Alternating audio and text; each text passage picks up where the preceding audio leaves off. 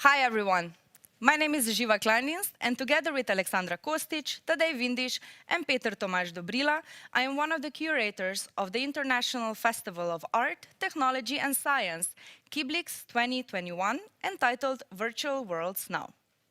I welcome you on behalf of Kibla, who has been organizing this festival since 2002. With a new long-term focus of Kibla on XR technologies and art, in scope of VRUK, Network of Art and Cultural Research Centers, and considering that the past year has probably been the most virtual year we have lived so far, the key question we're asking for this year's festival's edition is, what are the virtual worlds now?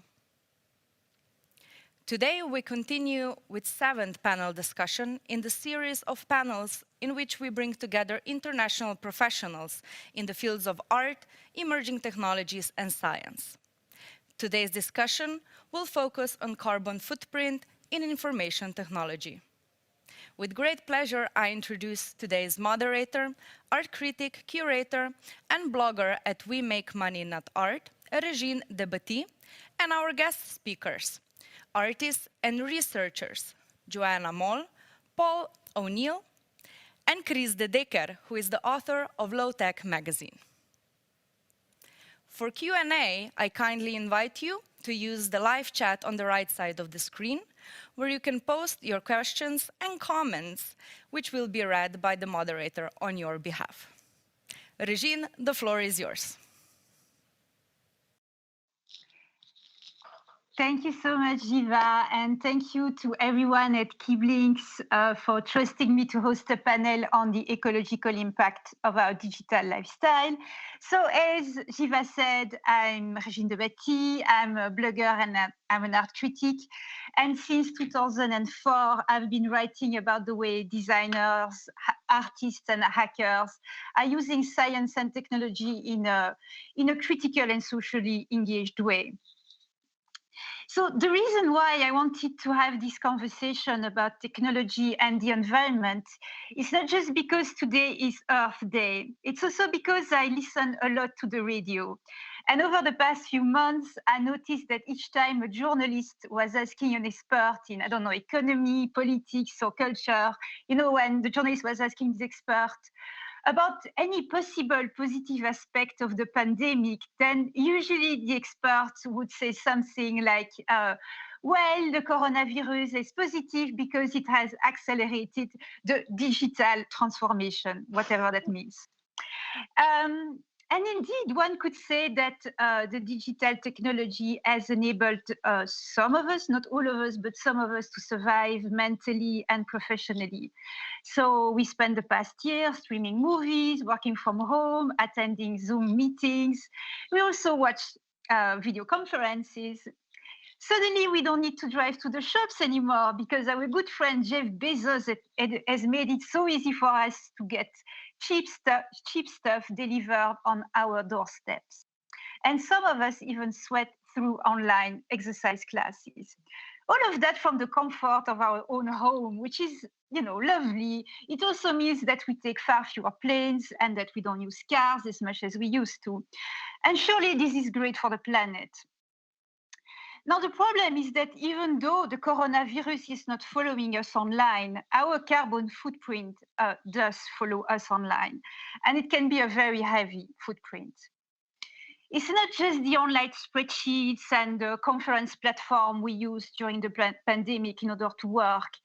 It's also the much talked about new and emerging technologies like 5G, like the blockchain and the non-fungible tokens, like the artificial intelligence and the autonomous cars, etc. They have really a dramatic carbon footprint. Alors, bear with me because I have a few numbers for you.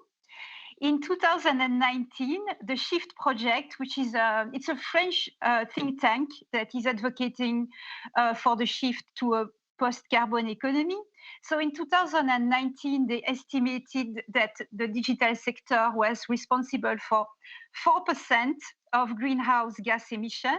That's if you take into account the life cycle of devices used. And it doesn't look like a lot, but it's actually similar to the amount produced by the airline industry globally. And these emissions of the digital are, you will not be surprised, they are rising and rising. Some have calculated that by 2025, they will reach something between 6% and 8% of the global emissions. And obviously, this pollution is absolutely not compatible with the Paris Agreement's goal to limit global warming to below 2 degrees Celsius. I'm going to ask if someone has kept his or her microphone open, because I hear like someone drinking and yeah. So yeah, as I said, it's starting to get worrying. I have another figure for you, and please don't close this video yet, because I'm going to tell you that transmitting and viewing online video accounts for a large portion of these emissions. And the Shift project, again, also calculated that a quarter of the videos watched online are porn videos. So I leave the figure there and let you draw the conclusions you want from it. And finally, in 2019, the digital has consumed roughly 10%, perhaps even more, of the world's electricity. And some of that electricity relies on burning fossil fuels. Of course, things are not that simple. These figures depend on where in the world you are using. Internet users in Europe and in the US have a disproportionately large footprint compared to other parts of the world. I also need to say something very briefly about the physical, the material, and the very geological dimension of digital technology. Because even a single email exchange requires smart devices, but it also relies on very heavy infrastructure, such as undersea cables and data centers. And these too, they involve massive extraction of minerals, appropriation of water, use of energy, and toxic chemical processes. So to come back to the acceleration of the digital during the various lockdown restrictions of the past few months, it has been estimated that traffic internet has risen by 35 to 60%, again, depending on the country. The lockdown also meant that many people had to work from home and had to buy better headphones or microphones or a printer, a personal laptop, maybe a separate laptop for their child. And some even bought ring lights to look glamorous on Zoom. So more equipments mean also more e-waste to manage. So in a conclusion, yes, digitalization is a bit of a climate disaster, but that does not mean that everything is completely doomed and dark, because there are activists, there are thinkers, researchers, and creative minds who are trying not only to make us more aware of the problem, but they're also trying to make technology more frugal and more sustainable. So today we are going to hear from one artist, Joanna Moll, one journalist, Chris de Decker, and one researcher, Paulo Neil. Actually, none of them can be summed up in one word, because each of their practice also involves plenty of investigation, of activism, of creativity, and knowledge sharing. So yeah, that's it for my fairly lengthy introduction. And we're going to start this panel with Joanna Moll. Joanna is an artist and a researcher. Her work is investigating, among other issues, internet surveillance and social control, as well as the precarious balance between politics, economics, data, technology, humans, and nature. She is the co-founder of the research group Critical Interface Politics, which is based at Angar in Barcelona. She is a visiting lecturer at the Potsdam University in Germany, at also Escola Elisava, which is Barcelona School of Design and Engineering, and at Escola Superior d'Art de Vic, which is, I think, an art academy in Barcelona. I think because I checked the website and everything was in Catalan, and I must say I'm really not fluent in Catalan. But anyway, the reason why I thought Joanna's contribution would be very important today is that she's, I think, one of the very first artists who made the ecological impact of digital technology very clear and very easy to understand for every one of us.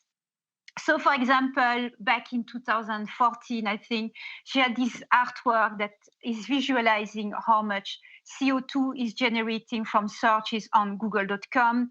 2 years later, she created another web page that is visualizing in I think, a very eye-catching way how many trees are necessary to offset 1 second only of Google searches. And some of her most recent works become, I think, more complex and more interesting because they intersect this concern for the environment with other pressing issues such as greenwashing, techno-solutionism, and also how tech platforms are exploiting our free labor or track our behavior online. So yes, Joanna, thank you for joining us today, and we're listening to you. Thanks a lot, Regine. For a very, very kind introduction. And thanks a lot also to KIBLIX for inviting me. Well, I'm very happy to be here because I'm happening to collaborate with art institutions in Slovenia quite a lot lately. I've been collaborating with Axioma for a long, long time. I'm currently doing a project with them. I cannot really disclose the details here, but it's within the Cons platform, and I hope we can release it by the end of this year.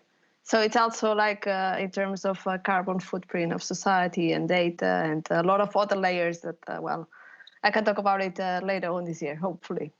So I'm going to share my screen.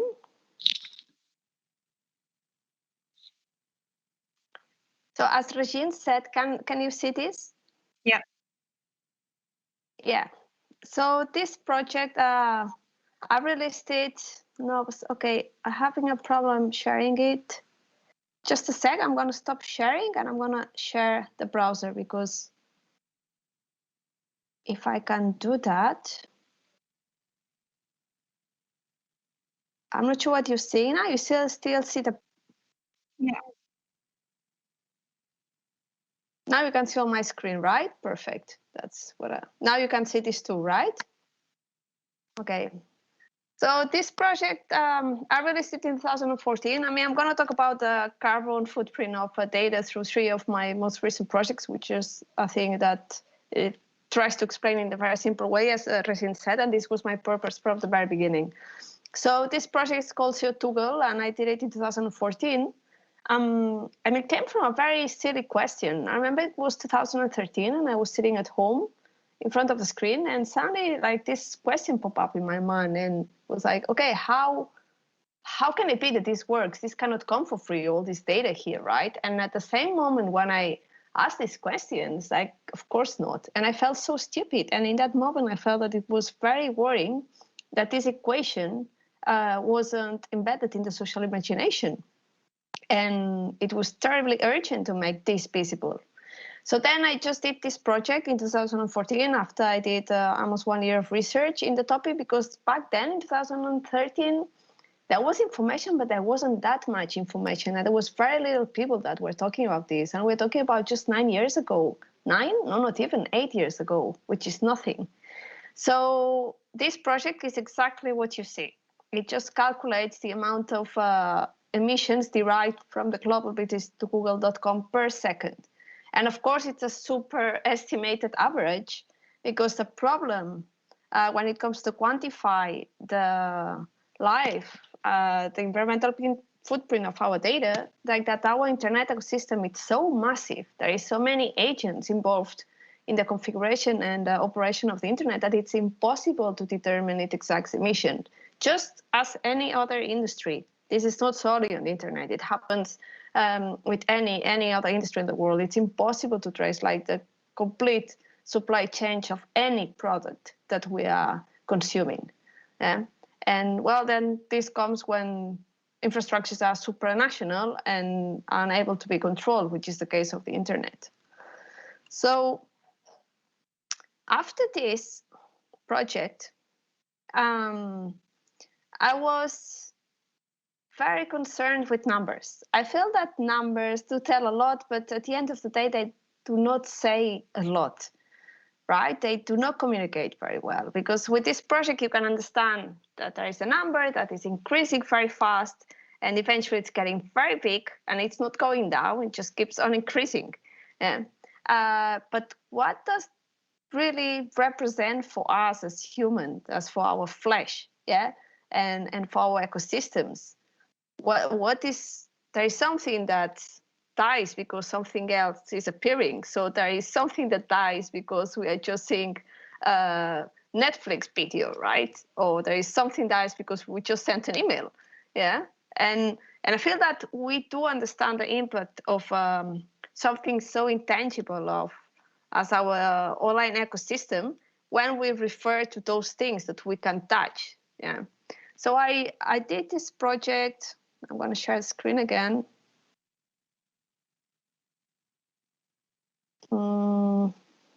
This bit. So I did this project, which is a very, very simple project. So this is the average amount of trees that we would need every second in order to observe the emissions derived from the global visits to google.com per second. Yeah, so it's an average of 23 trees per second. Of course, it's like a super, super estimation. It is impossible, again, to determine this. Yeah, we don't have enough data. Nobody has in order to determine this accurately. But again, for me, this was not the primary purpose of what I did this. I did this because I wanted to, again, embed or make very visible this equation of our online data ecosystem is very energy intensive, and it emits a lot of carbon and therefore has a huge environmental toll that we cannot see. And we cannot experience it or apprehend it because everything is so detached when we're talking about our online ecosystem that it's impossible to grasp. So I felt that by doing this very, really simple exercise, it took me like 2 hours to do this, tops. I felt that we could relate to a tree. Yeah, we all see trees, we all hug trees, we all smell trees. All of us have like some sort of emotional relationship with a tree. And I felt this was just an effective way of explaining this story. Yeah, that it is important indeed. And finally, as Regine said, I've been researching very extensively the digital economy apparatus from many different perspectives, but I focused very much on researching all the commercialization of data ecosystem in terms of surveillance, online tracking, a lot of corporative surveillance, what's happening with the data, who is gathering the data, by which means all the user data is being gathered, etc., etc. So I launched this project. No, wait, I'm going to explain this different. Sorry. So I was very concerned for a while, and I am still working in it, about the heavy environmental footprint of all these data economy apparatus, but when it comes especially of gathering or taking user data, yeah, and what this represented for the user.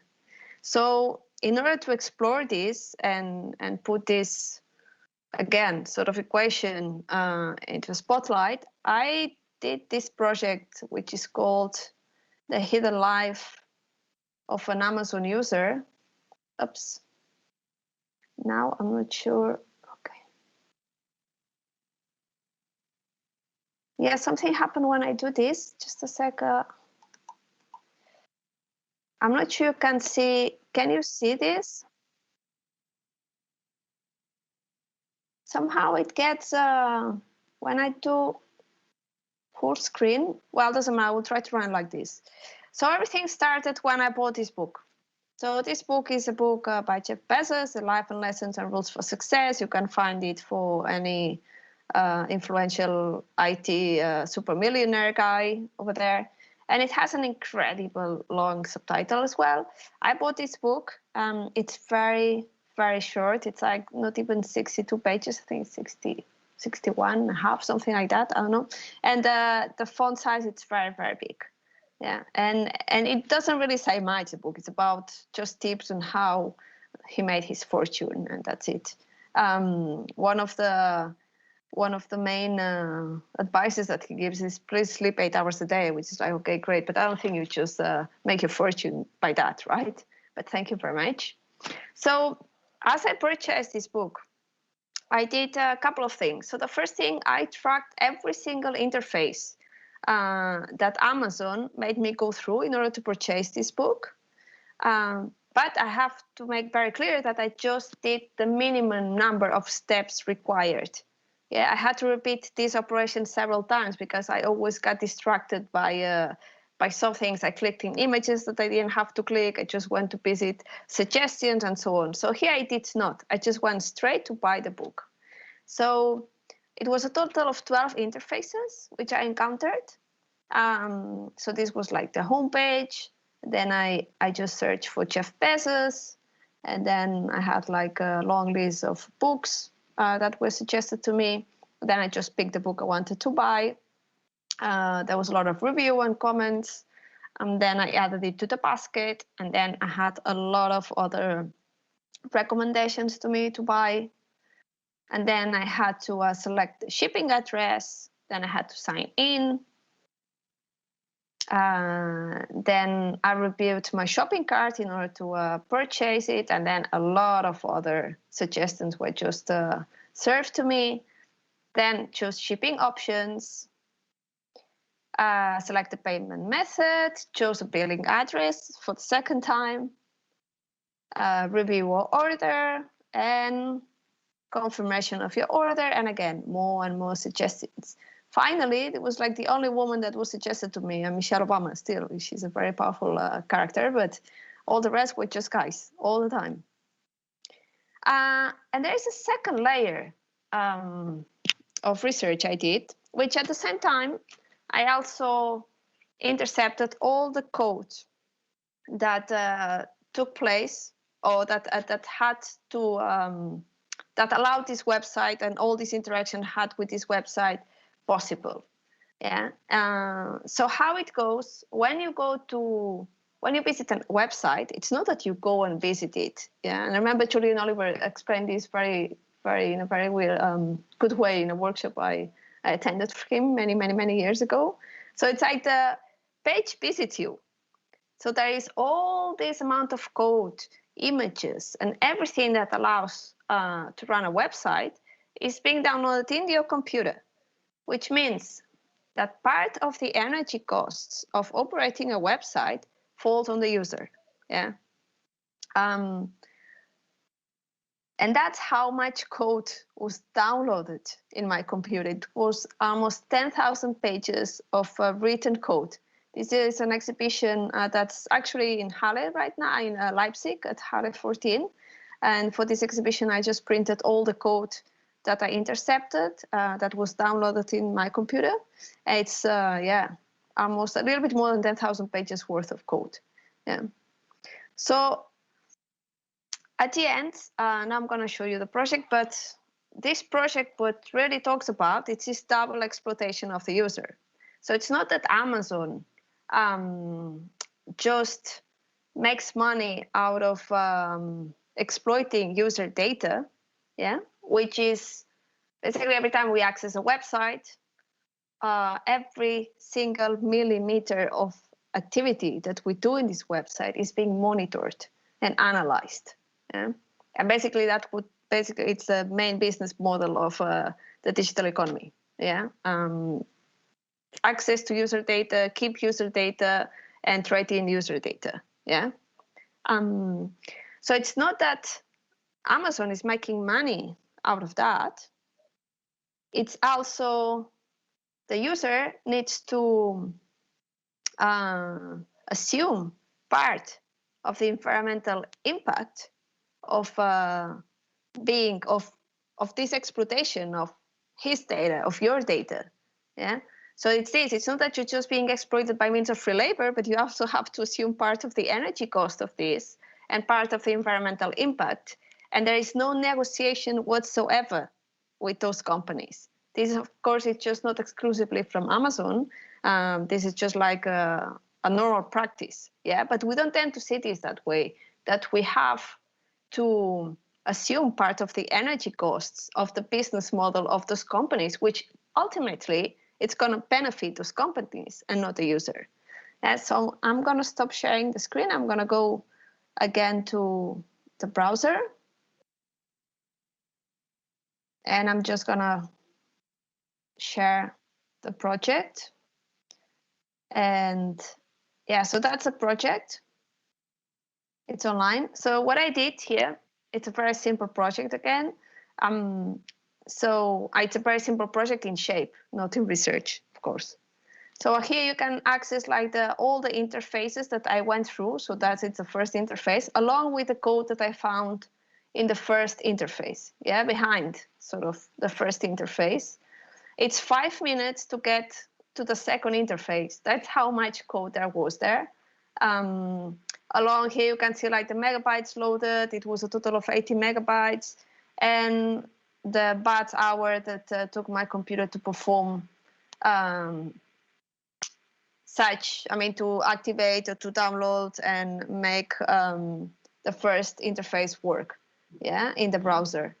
And if you want to just scroll down and visit all the interfaces, like the 12 interfaces with all the code, it's an average of 14, 15 minutes of continuous scrolling. Yeah. I'm gonna stop sharing now.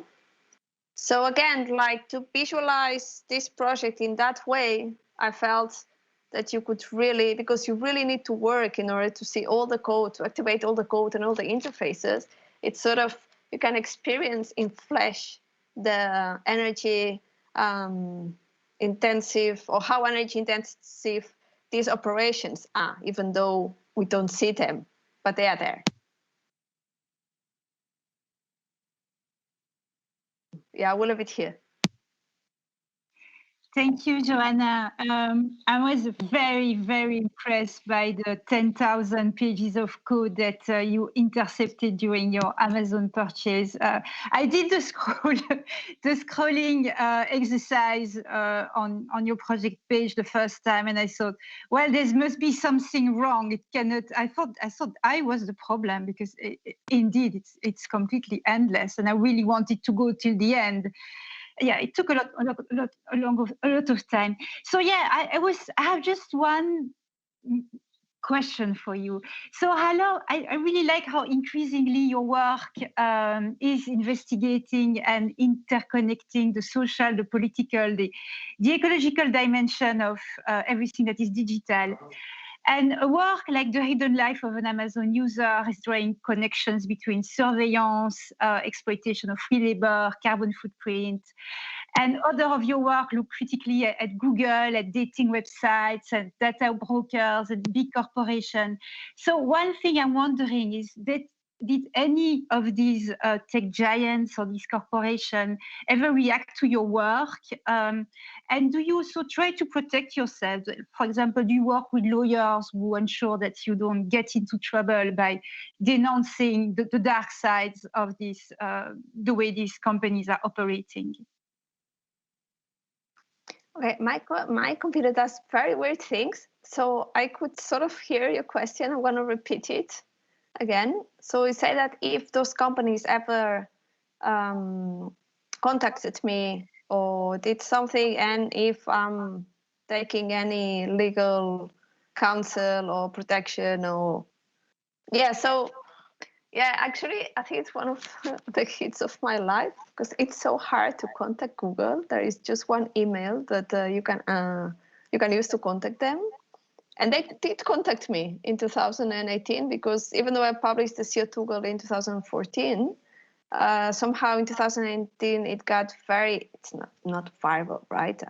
But still, I mean, it was published in big publications in the US, and also in radio. They did a lot of interviews to me, and then I guess I got scared, so they sent me an email saying that Kate Brand would like to talk to me, and Kate Brown is the sustainability officers of Google, and then they just sent me a very nice PDF saying that they were running 100% renewable, which is a complete bullshit, because again, Google does not own the internet.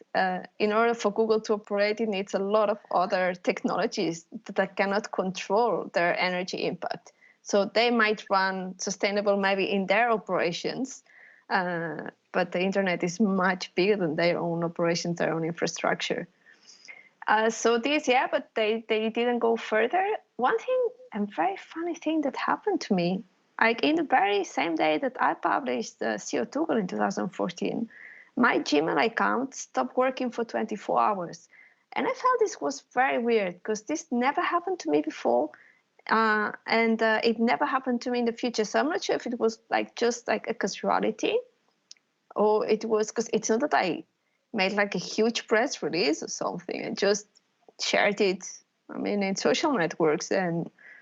But and for these projects, when it comes to sustainability and so on, I don't think I need the advice of the lawyer so much, because those companies, they really want to have like this greenwashing, like, yeah, we're very sustainable. And I don't think it looks very good to attack like a poor artist that we're just pointing out things. It's not accusing them of anything. And I say this very clear, there is data that points towards this. That doesn't mean, that is absolute truth. But I did, when I'm working with surveillance and disclosing or like very dodgy practices when it comes to trading in personal data and user data, yes, I'm working with lawyers, because it's very tricky otherwise, and you have to do it. So I hope this answers. I hope you heard me, because really my computer does very weird things. I mean, I heard you really perfectly. I think there was no. I know you had to use an old computer because of the system KIBLIX is using, but I think we heard you perfectly. There was no break or anything. Okay, great. Yeah, thank you, Joanna. Let's move to the second participant in the panel. His name is Paulo Neil. He's an artist and a researcher. His practice and research is concerned with the implications of our collective dependency on network technologies and infrastructures. Paul is currently completing a PhD that focuses on media art practices that critique and subvert techno-solutionist narratives and histories. And as a reminder, because I used the word techno-solutionism before and I didn't explain, so techno-solutionism is this idea that when you encounter a problem, whether it's climate change or street crime, all you need to do to solve that problem is just to throw sophisticated technology at the problem, and everything will magically be better. Anyway, Paul is based in Dublin, and Dublin is where Microsoft, Twitter, Facebook, Amazon, PayPal, Google, LinkedIn, and other major tech companies have chosen to install their European headquarters, or at least major offices.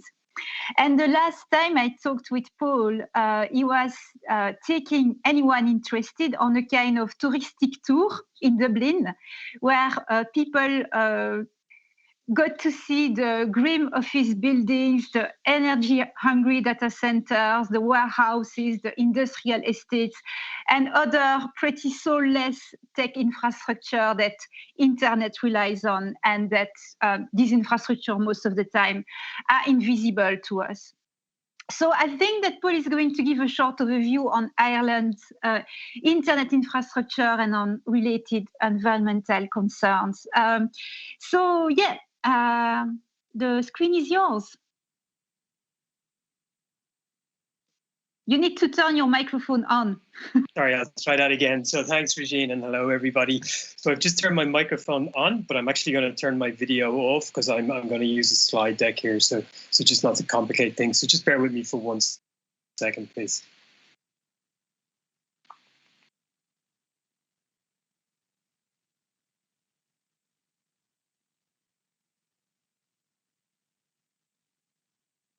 Okay, so can I just check? Yeah, you're seeing my screen okay, everybody? Yes. No, that's fine. I've turned my camera off, so that's okay. Just while I'm presenting, okay? Thanks a million. So yeah, hi everybody, and thanks again to Regina and to all the team. It's great to be here today. And I'm going to talk about some research I've been doing over the last few years. So really kind of looking at Ireland's relationship with the many tech companies that are based in the country, but not just focusing really on the corporate aspect, but also on the physical internet as well, and the different ways that corporate and physical overlap with each other in Dublin and in Ireland, and indeed how they connect and relate to the rest of Europe and to the world. So you can see in my title here, I've purposely pluralized ecology. My focus is traditionally from a kind of geopolitical background, but within the context of today's theme and the day that's what it is, I'm going to obviously incorporate environmental concerns as well. So to start with, I'll just give an overview of Ireland, which companies are based here, some of the reasons why they're here, and maybe kind of speculate as to some of the broader implications of all of this. So if you haven't been here, Ireland it's an island, obviously. There's about 1.8 million people living in the north of Ireland and just under 5 million living in the Republic. Dublin City, which as you can see is on the east coast, has a population of around 500,000. So also living in Ireland, we have all of these guys. All of who, with the exception of Apple, all of these guys are based in Dublin, and they're based specifically in this part of the city that's originally called Grand Canal Dock, although it's often referred to as Silicon Docks. It's not really a name that I like. It's also referred to as the Google Ghetto as well. So when you think of a lot of the companies that I've just mentioned, and when you're actually down there in Grand Canal Dock, you kind of might think that Ireland's relationship with international tech companies is a really like recent phenomenon, but in actual fact, it goes back a lot further than this. So IBM set up an office here way back in 1956. Then in the decades afterwards, so in the 1960s and 70s, you saw many other multinational companies working in like the electronics industry, pharmaceuticals, medical technology sectors, et cetera, basing themselves here. So you can see here, I've outlined some of the tech ones. And again, it's not a recent phenomena. Apple have been in Ireland for over 40 years, Microsoft 35 and Intel and Dell 30. So that, of course, begs the question as to why did they come here and why are they still here? So there are plenty of different reasons for this. And you probably already know some of them, and I'm not going to get too much into it. But very broad strokes, we can point to Ireland's location, its physical location and proximity to the US, the UK and Europe. Also, its EU membership. It's got an English-speaking kind of skilled workforce. And then, of course, it's, I guess you could call it aggressive foreign direct investment policy by successive Irish governments over many decades, which was facilitated through capital and training grants, tax relief on exports, many kind of financial instruments like this, and one, of course, which we now know as the corporate tax rate. So in 1999, Ireland reduced its corporate tax rate from 32% to 12.5%. And I've given you some other comparisons here. So when we talk about tax, tech, and Ireland, there's one company who kind of gets a special mention, and that's Apple. And as I mentioned already, Apple's been here since 1980. It employs about 6,000 people in the country, and it organizes the supply of products to more than 147 other countries. Now, in 2014, the European Commission found that Ireland gave Apple preferential treatment in relation to its tax affairs and ruled that the Irish state had to recover 15 billion euros from Apple in unpaid taxes. Now, this is where things get a bit kind of crazy. The Irish state kind of didn't want the money as it would set a dangerous precedent and scare other companies who are already invested in the country or were planning to do so in the future. So basically what has now happened, Ireland and the Irish state successfully appealed the ruling in the European courts, but the EU Commission have since appealed that decision. So this battle is basically still going on. But I think what it really highlights is this kind of complex nature with Ireland and these companies, like how dependent and interwoven the Irish economy is with all of these companies. So hopefully that kind of gives everybody a sense of the tax issues in Ireland in relation to the international tech companies. But what about the implications of having them here in Ireland in relation to data? And for that, we can look at another popular platform. So Facebook has been in Ireland since 2008. And when you actually go and stand outside the building, the first thing that you'll notice, you can see here its address is 4-5 Grand Canal Square. But in reality, the name of the street, it's kind of relating to old Irish history. The name of the street is actually called Misery Hill. So although Facebook does bring a lot of people together, it has generated a lot of misery, be it in relation to Cambridge Analytica, platforming hate speech, data collection, etc., etc.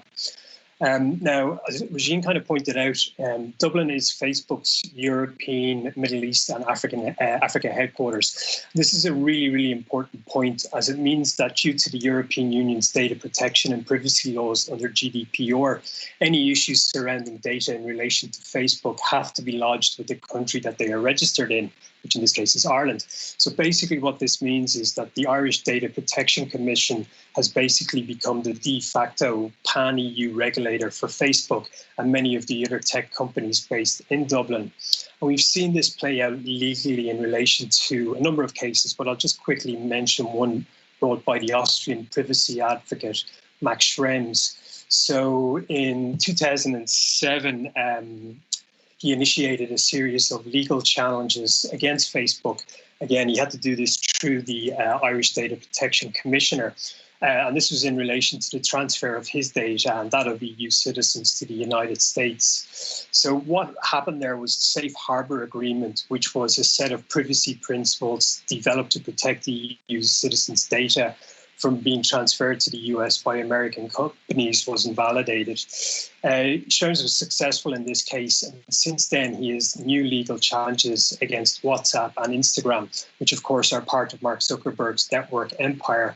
But again, they are regulated by the Irish Data Protection Commissioner. So I'm going to show you an image now that I think I find quite interesting. So you can see here these two offices. Well, one is actually a convenience store. The office on the right is the office of the Irish Data Protection Commission, and it's in a town called Port Arlington, which is this small rural town about 70 kilometres outside of Dublin City. Now, to be fair, they have since opened a secondary office in Dublin. But I think this image tells us a couple of things. So, first of all, the attitude of the Irish government in relation to data protection issues.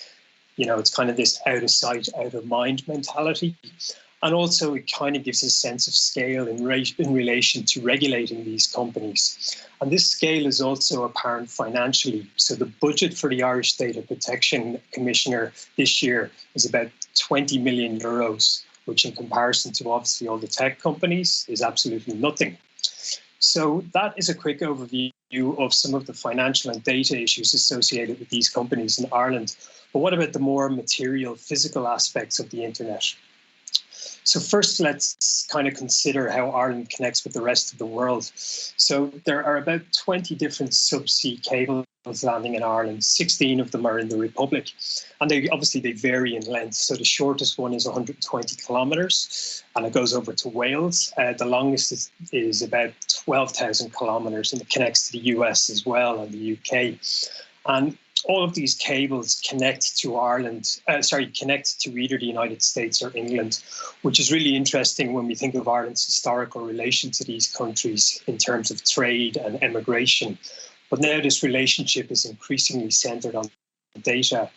And if you look at the map here, you can see that there's actually quite a lot of activity of these subsea cables, specifically in Dublin. So one of the reasons for that is if you look at this blue line here, this cable here, it's the T50 fibre optic cable, which kind of up in the north here, it's close to the sea where all these cables are coming in. And it stretches kind of around the city. It's about 44 kilometres long. And as I said, it starts close to the subsea cables, but it follows the route of the M50 motorway, which is really a nice example of media infrastructures being built upon each other.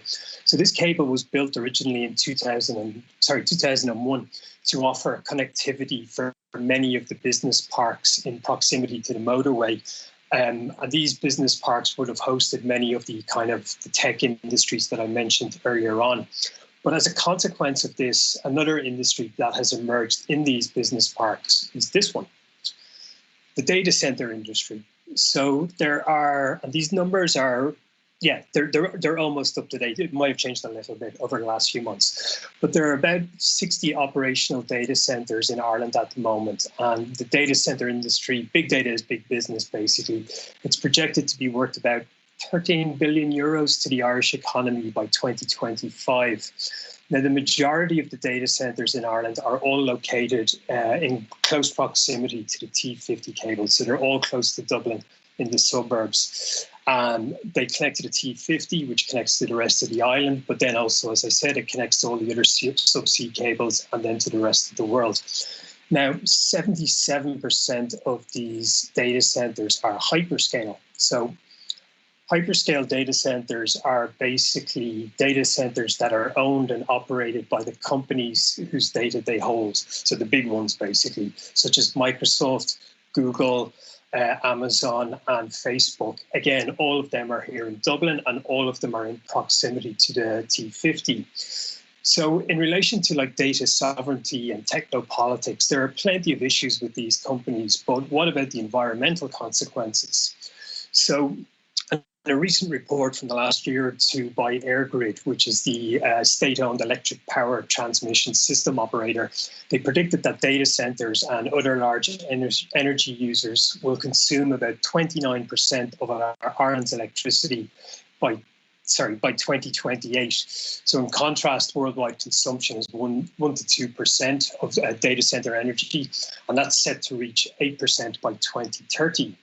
So what do the tech companies say about this? And Joanna kind of already mentioned it. You know, they kind of say that, well, like they're doing their best, they're doing renewable energy, et cetera, and they say the same about their Irish data centers, that they're energy efficient and they're entirely supplied, or they soon will be, by renewable energy. Indeed, just to pick one example, so over the last year or two, Amazon Web Services, who have many data centers here, have announced that they're like setting up wind farms or investing in wind farms on the west coast of Ireland. But if you scratch a little bit beneath the surface, as these two academics did, Patrick Bresnahan and Patrick Brody, basically, you know, they question the extent of Amazon's involvement in these projects, and they suggest that tech companies might actually just be kind of piggybacking on national efforts to decarbonize. So basically, if projects such as wind farms are being used just to power new data centers, they're not really being used to challenge or reduce existing emissions. So I guess what I'm saying there is that we really have to be wary of these sort of sustainable commitments by big tech in relation to data and data centers. So what about the future of data centers in Ireland? Well, basically, data centers here are deemed to be critical infrastructures, which means that their planning permission is fast-tracked by the council and by government authorities. So at the moment, there are 26 data centers awaiting planning approval, with another 12 currently under construction at the moment. Amazon have another huge big data hub, which they're investing €1 billion in. And TikTok, just in the last year or so, have announced that they're opening their first European data center here in Dublin with an investment of €420 million. So I'm going to conclude here, and just to say, I mean, the ability for us to be here and meet in this online format is built upon a multitude of planetary scale digital and material systems and infrastructures, many of which are based in Ireland. So whilst Ireland is like a very small and peripheral country within the context of the international system, a combination of geographic location, transnational agreements and alliance, alongside economic opportunism, has seen the country kind of develop into a key node of the internet's infrastructure. But of course, this comes with enormous responsibility. There's a need for more regulation of these companies alongside increased transparency in relation to their financial practices, their data responsibilities, and of course, their environmental commitments. So whether Ireland is truly capable, or any country is truly capable of regulating these companies, is unclear, but that should not diminish the need or obligation for us to do so. So thank you all for listening, and I'm going to end my screen and come back. Thank you so much, Paul. That was really fascinating. 29% of Ireland's electricity. That's just mind-blowing. You know what I'm wondering is that so obviously I know your work and I know the work of other researchers and environmentalists in Ireland and citizens, and I'm wondering, doesn't the Irish or the local Dublin government listen to the concern of people like you?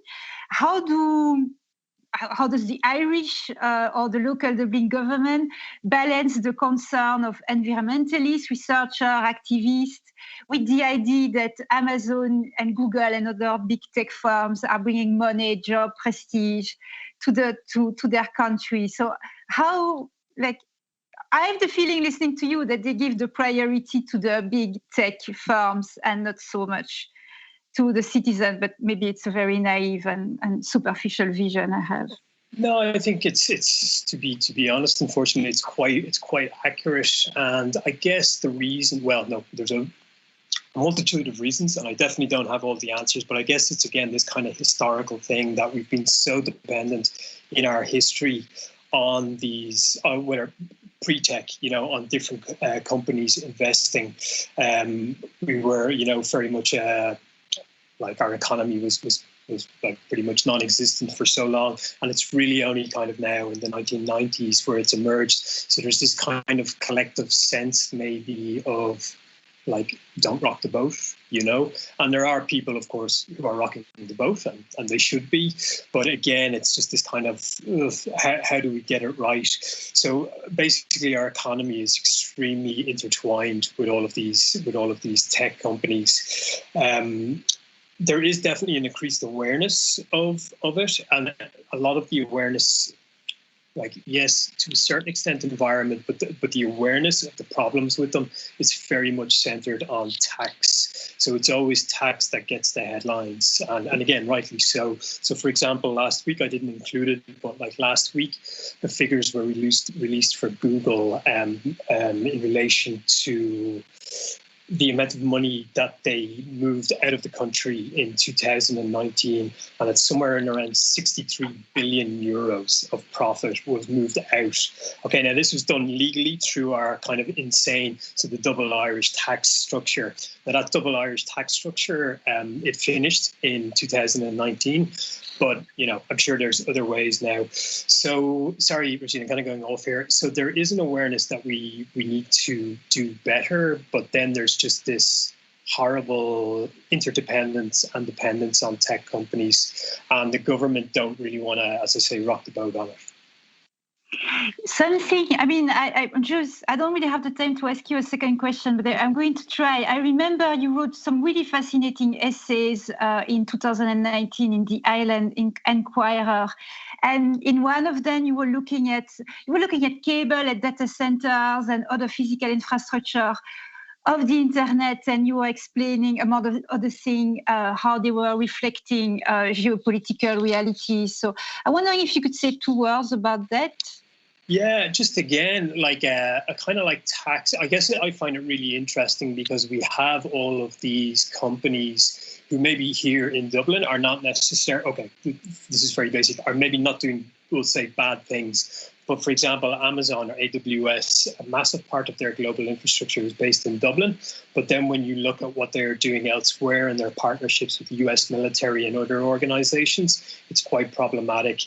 Also in relation to, say, subsea cables. So we saw post-Snowden that a lot of these cables had been tapped by British intelligence. And now more recently in the last year, there's reports now, unconfirmed I have to say, reports in Irish media that Russian operatives are now targeting and doing research on Irish cables and identifying them with the intention, maybe the possibility that they might be able to destroy them. That's what has been reported in the media. But I guess what I'm saying there is Ireland's a small little country, but all of these bigger kind of actors and players on the international scene are potentially using and exploiting the situation in the country also. Thank you. Well, that's really fascinating. So yeah, thank you, Paul. And the last panelist is Chris de Decker. Chris is a journalist who writes about science, about technology, energy, and the environment. I would say that just like Joanna and Paul, Chris is someone who is absolutely not embracing techno-solutionism. He's the creator and the author of Low Tech Magazine, a publication that explores the potential of past and often forgotten knowledge and technologies when it comes to designing a sustainable society. And because Chris is someone who practices what he preaches, he is using solar energy to power the website of his low-tech magazine. If all that were not enough, Chris de Decker is also the co-creator, together with Mel Smets, of what is called the Human Power Plant. It's an artistic project that looks at the possibility of using human muscle power to run parts of modern society. So, yes, Chris, thank you for accepting the invitation. And yeah, the screen is yours.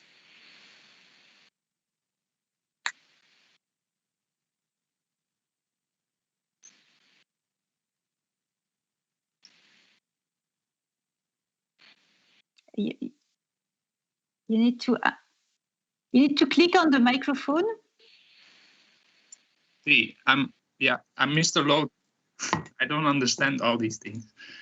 Thank you, Regine, for the introduction and for the invitation. I should first share my screen. Okay, so I can start, right? Yeah, so sorry for the delay. I will quickly start. So for a long time, we have been told that the internet is actually a sustainable alternative to a lot of physical activities. So we don't need to drive our car to the bank. We don't need to go buy CDs anymore. We can download everything. We can do everything online. And that kind of expresses itself also in how we view the internet. We see it as a cloud, something immaterial that is not really there. It's just floating around.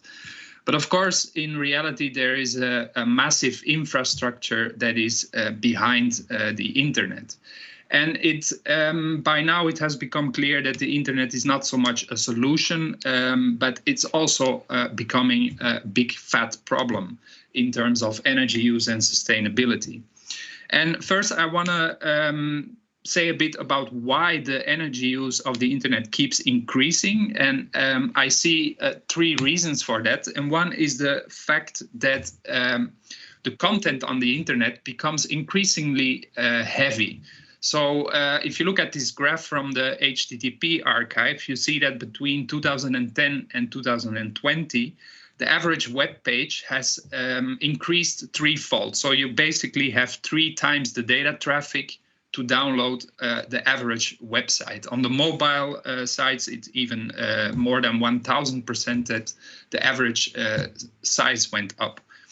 And the heavier something is, just like in real life, if you have to move something from one side of your room to the other side of the room and it weighs more, it's going to take more energy. And the same is with happening with websites and internet content. And why is that? Mainly because we use more and more videos, we use more and more images, and those images, videos have increasingly higher resolutions.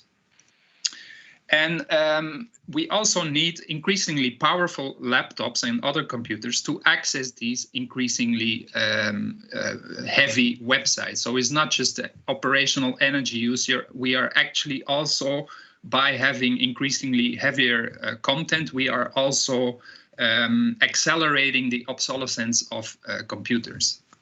And a second reason is the fact that we now are basically always online. So if you go back 15, 20 years into the past, then, well, you could access the internet if you were sitting literally on a desk in front of a desktop computer with a dial-up connection. And you could do that in a library, at home, in the office. But now we have portable computers, we have wireless internet, and we're basically online the whole time. even often using more than one device at the same time that is connected. And then a third reason, I don't have to explain much about it now because Joanna already did it. It's all the traffic, data traffic that has actually nothing to do with content. It's advertisements, it's tracking services, it's software upgrades. Just the software upgrades already equal in data traffic the entire internet data traffic from 2007, and that was 2018. So there's a lot of data traffic that is behind the scenes. And so we kind of, the awareness about this problem is growing, and the solution that is proposed is pretty predictable. Like, let's throw more renewable energy at the problem. You see it not just with the internet, but with everything, like the car. Car is a problem. Let's make it electric and powered by sun and wind, and it's solved. And with the internet, we do just the same. This is Greenpeace report, Clicking Clean. They publish it every few years, and in that report, they rank the big internet companies in terms of their use of renewable energy. And Paul already said showed some problems with that, but I have another example, and that's the Netherlands, which is has also one of the highest concentration of data centers in continental Europe. And there is a lot of protests recently because people have figured out that all these companies that come there, all these data centers that are built, they're actually using up all the renewable energy that is built in these provinces in the Netherlands.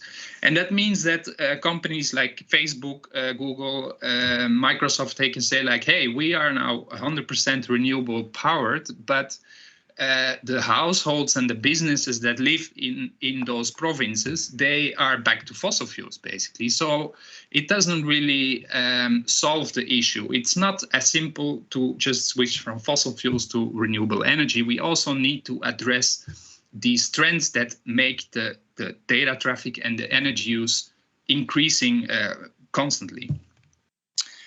Well, I'm a blogger also. I started in 2007, so I was and am still part of the problem. And often I got the comment from readers like, well, it's very interesting. You're telling us to be critical of technology, but you're using the internet to do that. And of course, I have not much other options because you have to use the technology of what the readers are also using, but I like to practice what I preach. And so when I got a chance in 2017, because I'm a journalist, I'm not a website builder, so I got an offer from two interns from RISD in the States, Lauren and Marie, to redesign the website. And that was like, okay, here's the moment to practice what you preach and build a low-tech website. But the first question is like, what is a low-tech website, and is it even possible to design a low-tech website? I also got Roel on board. He's a network artist, and he builds his own web servers also. And here is the result. That's the new website a few years later. It's now running for 2 years. And it addresses all these issues that I just raised. So first of all, it is lightweight. So we reverse the trend. It's about 10 times lighter, at least, than the old website. Secondly, it only transfers content. So there's no advertisements, there's no cookies, there's no cookie warnings, obviously. It's just content. You serve it absolutely anonymously. And yeah, third, it's solar powered. So we go with renewables, but it's not always online because the sun is also not always online. And at the same time, we wanted to make a low-tech, sustainable, low-energy website, but we also wanted to reveal the infrastructure behind a website, because that, by design, is like hidden, and it makes that people are not aware of the fact that the internet is actually a problem and not a solution. And Yeah, so being in Barcelona or next to Barcelona, solar energy was an obvious energy source, but it immediately, from the moment you start with renewable energies, you immediately run into limits. And here the limit is basically the size of my balcony and the fact that it also has other purposes. So I didn't want to see the whole balcony disappear behind the wall of solar panels, and because then you cannot dry the clothes anymore, you cannot enjoy the sun. So from the moment you choose your energy source, you have set yourself limitations. And that means that you cannot run the typical server on a solar panel like this. You need to go to a much smaller machine, which we found in the Olimex 820. It's kind of smartphone type of computer, and it uses between 1 and 2.5 watts of power. And again, if you have a server like that, you're not going to run a typical website on it because it's impossible. So that is how we actually started to create within limits. And the interesting thing is that if you look at the web designer, say the typical web designer does not design within limits. There's nobody who tells that person that you should make your website so that it can run on a 50-watt solar panel. So that is actually the fact that our website is solar powered is not the most important. It is much more important to make people clear that they should build lightweight websites. But the solar is important in the sense that it makes clear that we have a limit. We don't have a limitless supply of energy. And the motto of Low Tech Magazine has always been, if you have a problem and you want a solution, all you have to do is look at it in a historical context, look to the past for inspiration. And I found it very surprising that even for a quite recent technology as the internet, it is also like that. So our website is inspired by the first website ever built, which is the one you see here. Late 80s, early 90s. And so that's basically our example. And what makes this website different from websites today? There's a lot of difference. The first is that it is a static website. That means it's always there. You basically just open a document on our server, just like you open a document on your laptop. While most pages today are dynamic, which means that they don't exist. They are generated at the moment that someone wants to visit them. And we do that because that's a way to actualize, to update the content very quickly. So that's not the case in our website. We just regenerate the content every 24 hours. And then, that's a kind of slower internet. And the second thing that is very typical for the early internet is that it was a text medium. There were no images, let alone videos, on websites. And we could have made it very easy for ourselves making a low energy website, simply getting rid of all the images of Low Tech Magazine, but that would be, it's a big part of the attraction are the images. So that was not really an option. So instead, we went for a compression technique. So we compressed the images with a technique called dithering. It used to be common in the early days of video games because video cards didn't have so many colors. And with dithering, you can kind of create the illusion of more color depth. Importantly, we also use the dithering compression because what I said earlier, we want to reveal the infrastructure behind the website. We want to reveal the processes. So we also wanted to show the compression. But you can just as well compress an image to a similar size and nobody would even notice that it's different. And then they get colored by the browser. But I should go a bit faster, I think. Another difference with old and new websites is that in the old websites, you see that the browser is actually the web designer. And what web design these days means is that you're constantly overriding the browser capacity to design a website. And we also went back to that old way of doing things. So actually, how the website looks exactly depends on each visitor. It depends on the browser you use, and it depends on the font that you have selected as your browser font. So that kind of saves a lot of requests to the servers. You don't have to load a custom font for every web page. And we kind of did a similar thing with the logo. So below you see the old logo, which is not really a logo, but it's kind of drawing, but it refers to looking back to the past for inspiration. And Lauren and Marie kind of summarized that image in a typographic move by just joining two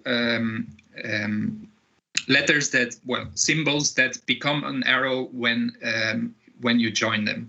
So again, we don't need to load a custom logo for every page. Of course, it's a static website. It has some drawbacks.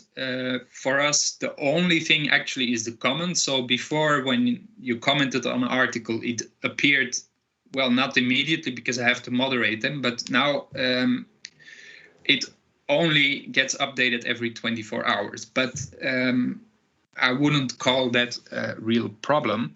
But what we had to do is that you don't have a comment form, but so people now send a letter to the editor, basically. They send the email, and people actually do that. Actually, we had to add some things here, like to say, like, your email address will not be used for other purposes, because, of course, people are knowing that so many evil companies are around on the internet. They are a bit suspicious of these things.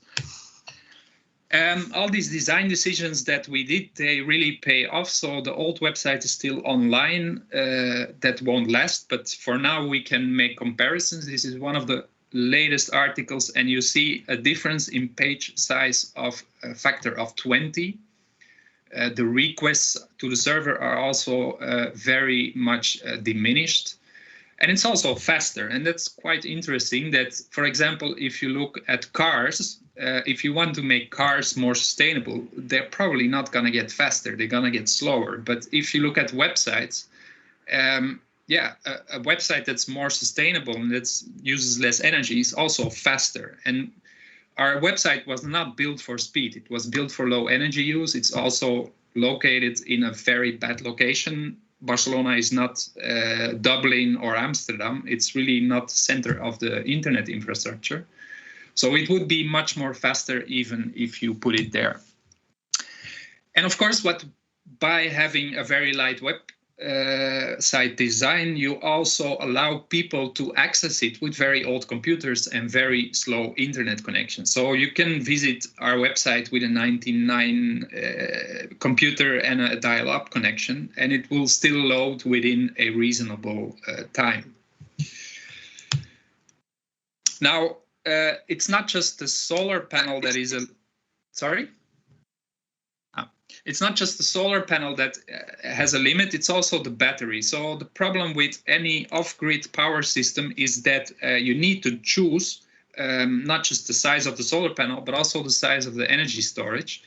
And the batteries are very energy intensive to produce. They are very expensive, and they have a very short lifetime. So they're the most unsustainable component in any off-the-grid system.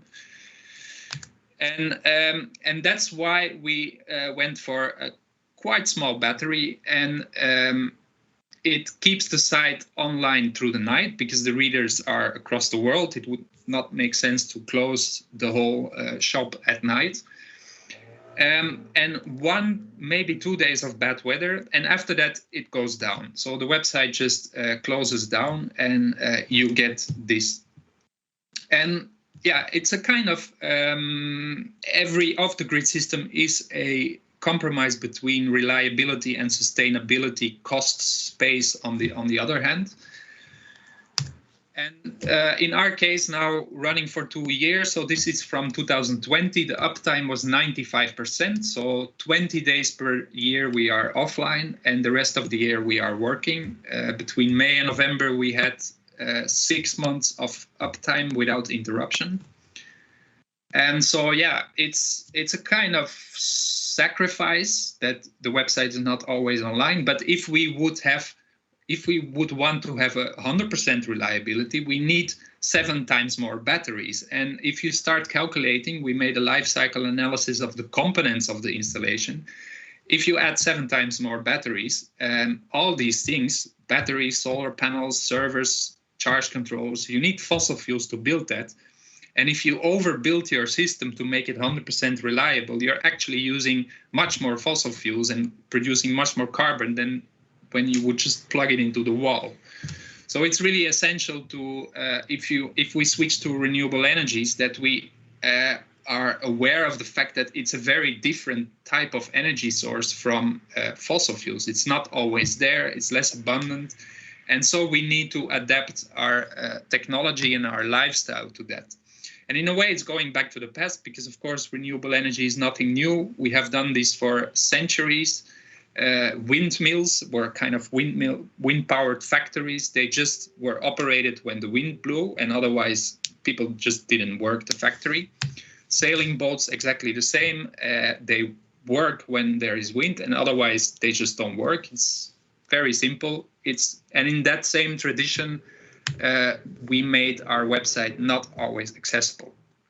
Of course, people have proposed many ways to make it always available, but at the same time, since the fact that we are always online is part of the problem, I think it's not just a necessity, but also a good thing, actually. It's not something that I am sad about.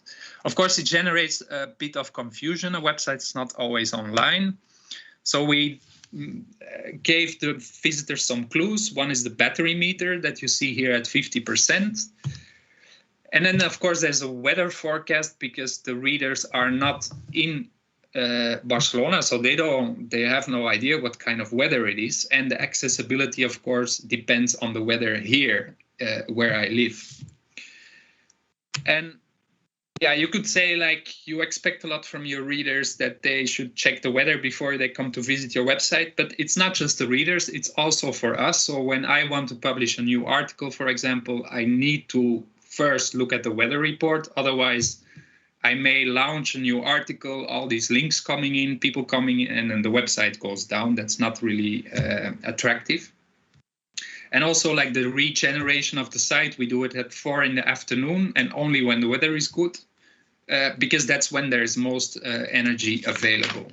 And then finally, because I'm afraid I'm running out of time, we made it a printed version of the website as a kind of ultimate middle finger to the internet, because in the end it's about the content, and the book is hard to beat when it comes to sustainability and accessibility. You don't need internet, you don't need a power supply, you don't need a computer, you don't need a civilization. You can read it on the beach, you can take it wherever you go, you can lend it out to others. So yeah, it's kind of the ultimate logical low-tech website is, in a way, a book. Although the irony is now, compared to the old website, the book is probably more sustainable. But compared to the new website, it's actually now the book becomes the problem instead of the website. So yeah, that was it. Well, thank you so much, Chris. I have an echo here. I don't know if it's normal. Can you, Chris? Okay. Yeah. Wait. Yeah, Chris, I have a question for you, because I'm wondering about the vocabulary you are using, because you are talking about how valuable low technology can be, mostly on your website, of course. But then when I hear you talk, or when I read some of your article, I'm seeing example of what actually sounds like very smart technology, because you take externalities such as waste and pollution into account. You find solutions to many energetic problems posed by digital technology, and you get things done. So to me, it sounds much smarter than the smart technologies that are sold by, I don't know, Apple or Samsung or whatever. So I was wondering, beyond this question of vocabulary, is there a way to make low technology more appealing? Yeah, that's a good question. From the very beginning in 2007, when I started the blog, people told me like low tech is a very bad name. It sounds negative. And I heard similar discussions now in the degrowth community. Like it's like people are saying, no, you should not use degrow because it sounds negative. But I think in both cases, the terminology, the vocabularium is exactly saying what it should say. And it is, of course, a how I cannot find the word, provocative. And because it's all about high tech and it's all about growth, and by simply dropping that word low tech or degrowth, you actually can make people steaming mad. And especially in the beginning, it got better, but I have had a very aggressive reaction sometimes to the fact that you dare to challenge the concept that technological progress is always a good thing and that you should accept it without any critical thinking. It's very widespread way of thinking, I guess. I mean, in my opinion.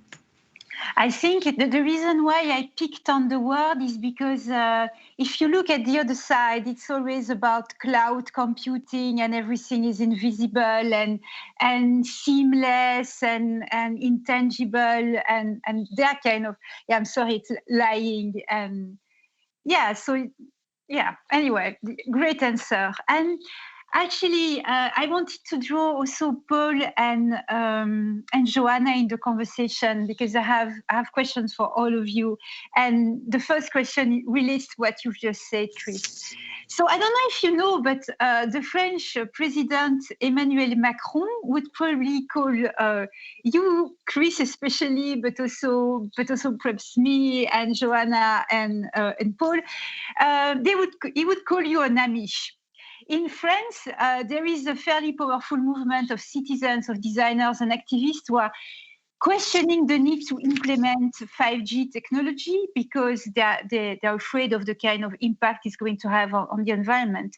And so last September, Macron was interviewed he was asked something about the concern related to 5G. And he really dismissed the concerns of the activists and the environmentalists. And he said, I don't believe in the Amish model. So I'm going to play the devil's advocate and I'm going to stand with Macron here just for a minute. So what if I told you that the technology models that you advocate belongs in the past and that technology needs to adapt to the changes society is undergoing? So how would you answer that? Yeah, well, I see it as a compliment. I mean, I'm a big fan of the Amish.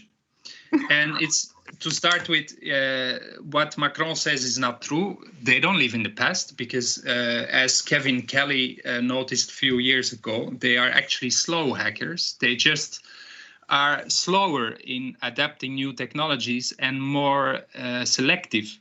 So I think actually, and I use them also as an example because it's one of the few societies that actually, instead of just swallowing whatever comes around, when there comes a new technology, they use it for a while, they give it to some of their members and they start using it for maybe 10 years. And after that, they decide whether they go with it or not. And I think it's exactly something like that we need in our world.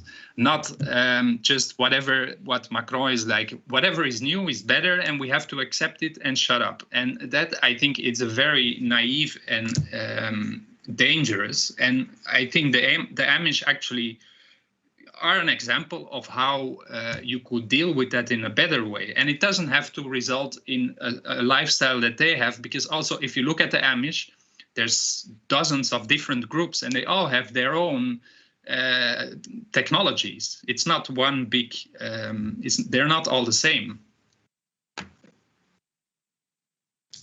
maybe Paul, I think you wanted to say something.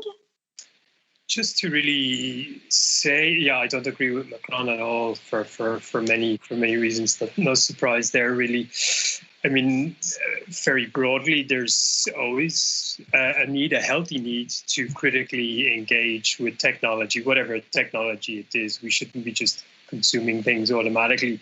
And if anything, like the kind of rapid growth of technological infrastructures over the last 20 years, so kind of post-Web 2.0, like all the problems we've had with that, surely like that alone makes me want to question it.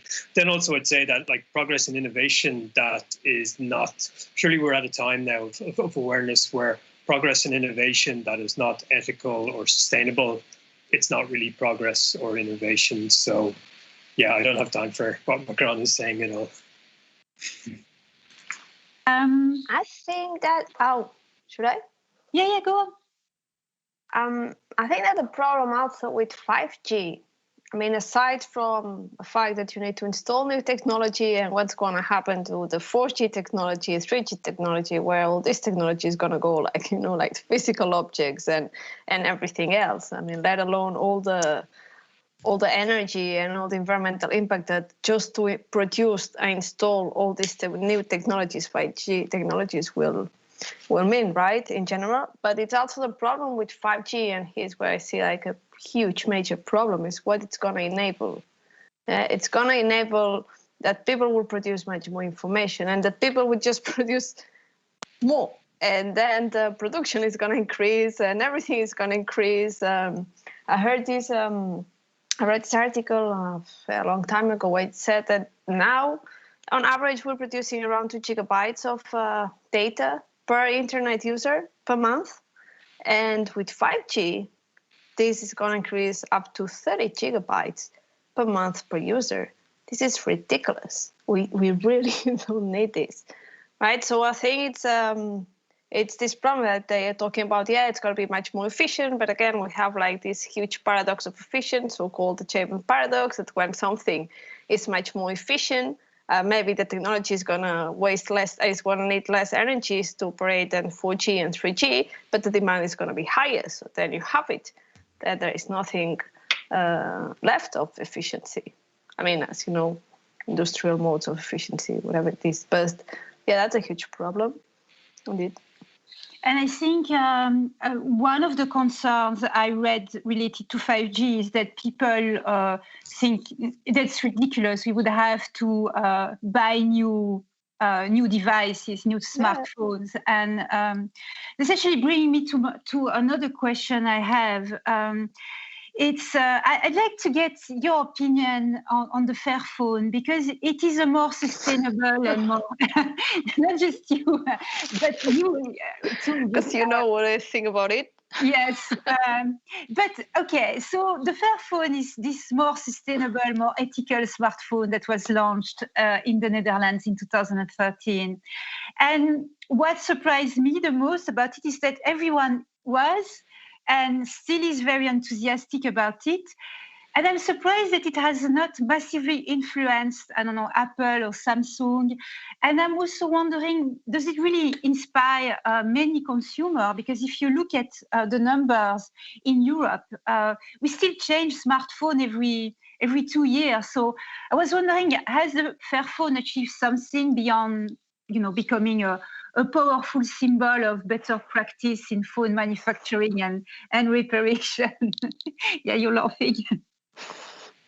Well, I mean, because I had a Fairphone, I had such a bad experience with Fairphone, to the point that, you know, it's what Chris said. I mean, I don't think they practice what they preach. I mean, they try, but my own experience, and this personal, but I had 3 friends that had the same experience almost simultaneously like me. So I had a Fairphone and my screen broke. So they say, okay, we don't have a replacement, but we're not going to have a replacement ever.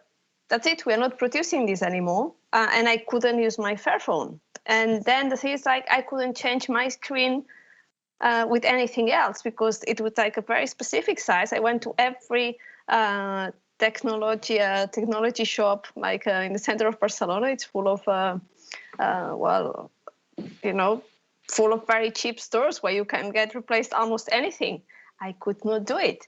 And it's like, okay, so you had this policy of a modular phone. Then I also told me that they never said that they were a modular phone company, which is like, what? Anyway, I had a very bad experience with them. So at the end, I had to buy a new phone because I couldn't change the screen of my modular phone. Yeah, I couldn't.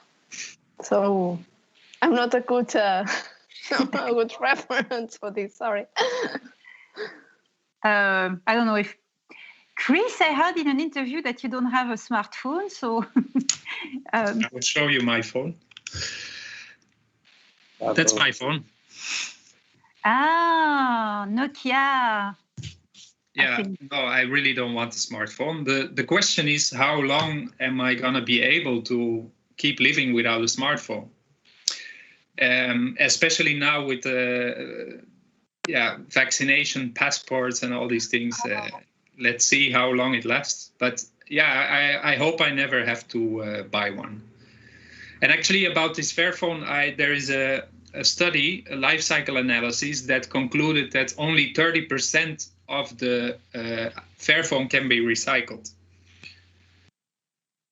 So it's an intent, but I think we need to do more than that. Yeah, it's still better than, yeah. And actually, like a smartphone is of course pretty recent technology, but if you look at laptops and you say like we need modular laptops, yeah, that's what we had until 10 years ago. It's what we had. I mean, a ThinkPad is a modular laptop. You can replace everything. You can do it all yourself. There's manuals. And now people are like, we need to evolve towards a circular economy. And then I think, yeah, but that's where we just came from, you know? Yeah, it's economic. There's no technical reason that they sell us these crappy devices. It's just to make us keep buying new ones all the time. You know, I have a problem asking each of you questions because I think so much like you for many on many regards that I think like, oh, my question is stupid. I kind of have a sense of what you're going to say. So let's go to the next cliche, which is this idea of green sustainable growth that is made of, maybe Fairphones, but certainly of reusable coffee cups and data centers that are powered by wind turbines. And recently there were these stories about carbon offsettings to address the pollution generated by NFTs. And these are the kind of feel-good answers that designers, businesses, and also people like to hear. So what would you say are the main misconceptions around concepts like sustainable innovation, sustainable design, green growth? Yeah, you cannot have green growth to start with. That's an oxymoron, you know. Mm-hmm. If you grow, that means you use more resources, so that cannot be sustainable. For me, just like a marketing exercise to make capitalism live for a little bit longer, but it's really not going to sustain. And so again, as what Chris said, there's not such thing as sustainable development as we know it, and sustainable innovation as we know it. So your work, Ultimate Solvers, deals a bit with it, because when you click, you see all these fantastic ideas of the futures and all these solutions. And I thought, that's true. I didn't present it. We talk about it. That's true. Sorry. Then I think since you are crushing this idea of green growth and sustainable future, it seems like I'm wondering how audible are you to the main public? And I'm going to give just a small anecdote. So last year, I was invited to participate in a panel that was taking place in a museum in Ostend. It's in the north of Belgium. And the audiences and the speakers, they were all curators. And the objective of the day was to think about art curating practices that are more respectful of the environment. And as long as the discussion was about, printing catalog using recycled paper, finding alternative ways to ship artworks, everybody seemed to agree and be happy, until I raised the question of the ecological footprint of the organizations' websites and of their digital and also non-digital communications. And then people got very angry at me. They said that was going a bit too far, and that I should not ask that much. And I think the problem, they were really angry, is I think it was because they were not expecting the digital to come up in the debate. So I was wondering how people react to your work. Do you feel that people are getting more conscious about these issues? And I'm going to try and ask Paul, because Paul, I guess you live a lot in an academic environment, and I'm wondering the kind of reaction you have to your exploration of the environmental and geopolitical dimension of the digital are received in academic context. And also maybe I suspect that maybe not the university, but you might collaborate with institutions in Ireland that maybe are getting fundings from Google. So how audible is your research? Yeah, I mean, can you hear me? Is it okay? Yeah. Yeah, sorry. Yeah.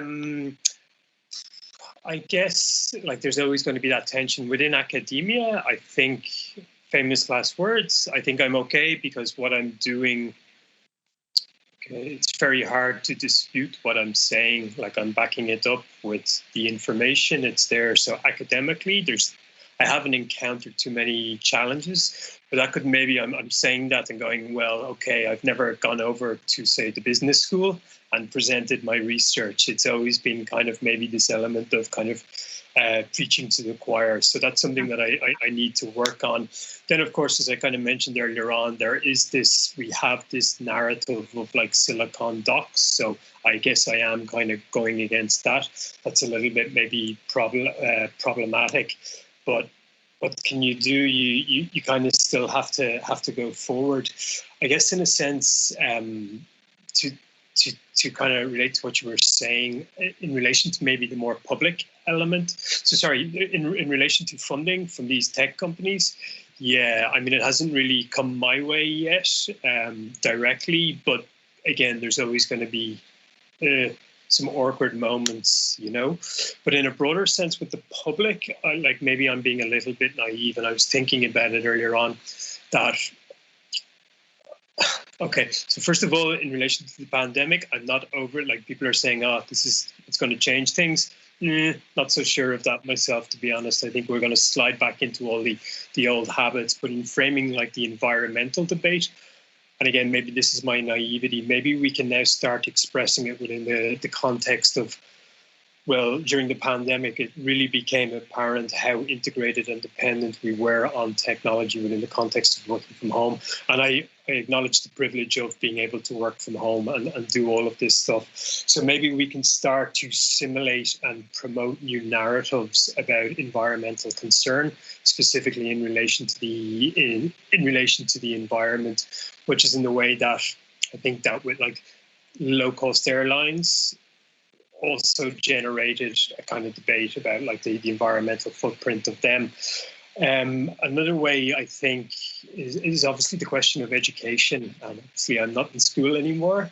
Okay, I'm in academia, yes, but at a younger level. I mean, I know in the last few years there's been this push and awareness of the need for a greater media literacy or a digital media literacy, very much in reaction to social media, disinformation, etc., etc. So I'm wondering, and maybe it's already there again, this is not my area, but maybe can we promote education about the topics that we're talking about today. So the digital, the carbon footprint of the digital, etc., etc. That's, I guess I'm trying to be a little bit hopeful there. That's where I would aim a lot of my energy. Yeah, that's a good point. I'm wondering, so I'm coming back to you, Joanna. I'm wondering what is your experience about the kind of reaction you have in art institutions. So I know that in the field of new media art, you are like a superstar, and we all understand what you do. But I think you also work with more traditional contemporary art institutions. So I'm wondering if you are the strange one there, and if people really get what you do. I mean, yeah. Yeah. Actually, yeah, and that's why they invite me, I suppose, because otherwise I don't think they would. It's funny because yesterday I had this, not interview, but this meeting with a very traditional gallery in Madrid, and they offered me to be my gallerist or whatever, you know. They didn't even know what to offer because they didn't understand how I work or why I was doing what I was doing. And it was very interesting because I also don't understand why I need them either, right? But it was interesting that they really, really understood my work and they were really willing to do something with me. But they didn't know how to describe it in traditional art at all. No, and that's because it's also this mix between art research. There's a lot of investigative journalism, just as your work, Reggie, and also in what you do. So yeah, we have been very much in a limbo, which I think it's interesting. It's also very tricky a lot of times. But no, generally it's very well understood. I also think that, so one day I remember I was with Felix Stadler in Transmedia, and he told me one of my projects that it was very silly. But it's true in a very nice way. He didn't say it like that. He said it in a very nice way, in a way that they're very silly. I mean, they're very easy to understand. I think it's not silly. Okay, yeah, that sounds very bad, but it's not. In a way that they're very approachable. I think that there is no rhetorics hidden or anything. I think it's everything is very much in plain sight, and that's also what I try to do generally. So, okay, now I think I spoke too much, but yeah, I don't have a problem. It's very crystal clear every time, and I'm grateful for that. But the thing about your project, I think, especially the more recent one, is that they have several layers. You get the main idea very fast, and if you want to get deeper, people are still allowed to dig deeper into your work. So that's what I like. So I have really one last question, because it's already time. So the environmental impact of the digital is clearly a systemic problem. So where should we start? Paul talked about education, and I suspect it's a problem that should concern researchers, regulators, policymakers, manufacturers, service providers, etc. But how about us? What would you say to in very practical, easy solution for, if there are citizens and internet users? Is that anything that we can do where, you know, we don't feel like it's just a drop in the ocean?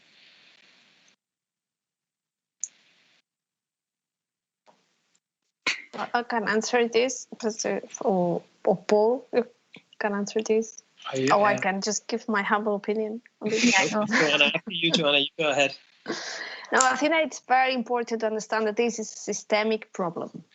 Yes. It's not a user problem or individual problem. Even if we try to solve this by ourselves, we can, just as any other critical problem related to any other industry. So it's really the system that has to be attacked and has to be changed.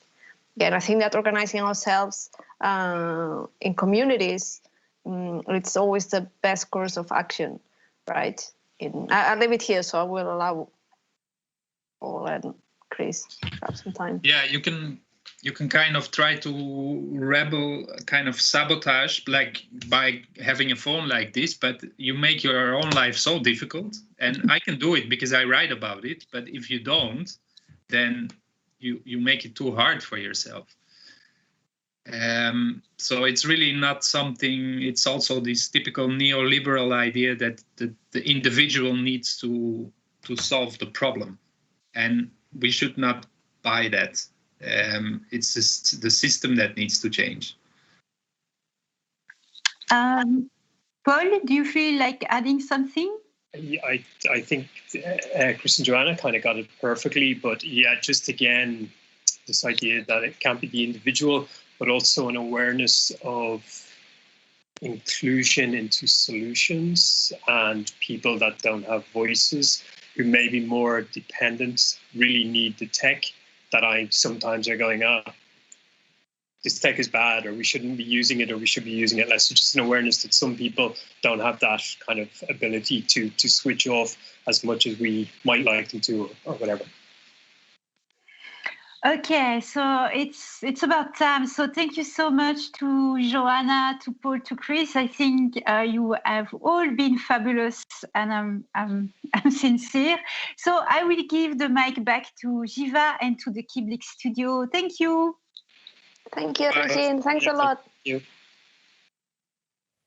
Thank you, Regine, Joanna, Paul, and Chris for being our guests today, and thank you for this very compelling discussion. Thank you to our audiences for watching, and follow us for more online KIBLIX program in the next weeks. Follow us at kiblix.org and our social media.